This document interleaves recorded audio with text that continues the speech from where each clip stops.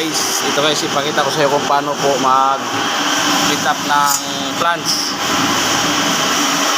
Ganito po ang pag-fit up po ng flange sa elbow.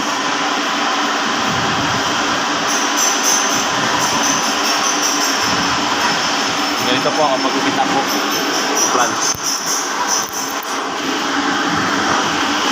Ito po yung mata nito. So, ang mata nito po na flange na to, ganito. Yan, ganyan. Ang mata po nito, kailangan sipro dyan sa eskwala na yan.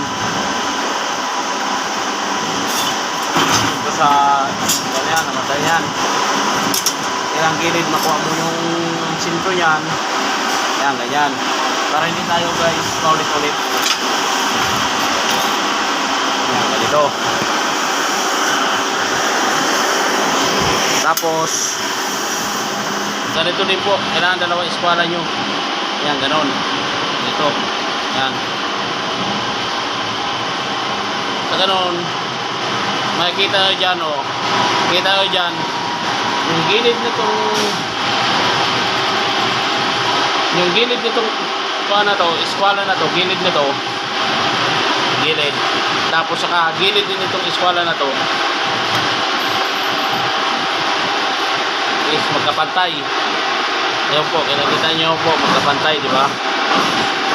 Para yung mata niya, kagsang itong elbow na to, parehas ang kanya.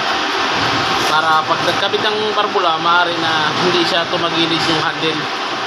Para pantay. Ganon po ang pagkakabit nito. Pag ito po, ang purpose naman ito po, ito, ang purpose mo nitong eskwala na to, malaki na to, ganito.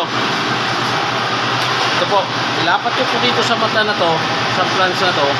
Yan, ganyan. Nalapat na po. Tapos saka ipapantay nyo po dito sa gilid. O, yan po, makikita nyo po. Ganun po, makikita nyo yan po na parehas po. Ibig sabihin po, eskulado na. Eskulado na yan. Kasi po, pantay na itong eskwala na to. Tapos, ganoon po. Ito naman po, ang pag-ieskwala sa flange na to, sa flange naman tayo po. Ito.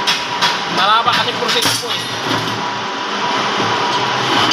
Ganito na lang po. Ganito lang po. Simple lang po to.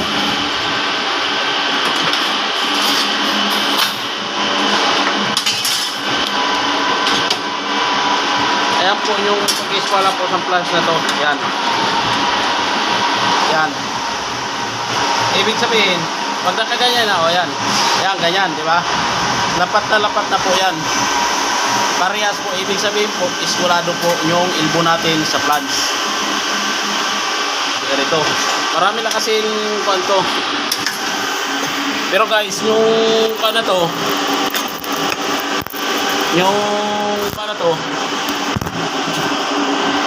hindi po ako fitter. Ako po ay welder. Ito po talaga ang trabaho ng fitter. Trabaho po to ng fitter.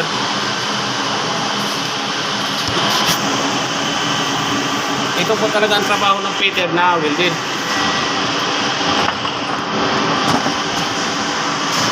At ito po ang trabaho ng fitter. Kasi scope talaga to sa fitter pag sinabing welded. Ito, mga ganito. Ako naman po, hindi ko to po scope. Welder po ako, hindi po ako fitter. Pero may alam po ako kunti po sa pagpipita po, sa pag-layout. Hindi naman po ako hindi naman ako po magaling. May alam lang. Pero sa kuwan po, gusto ko po makatulong sa humahawak sa amin po na engineer.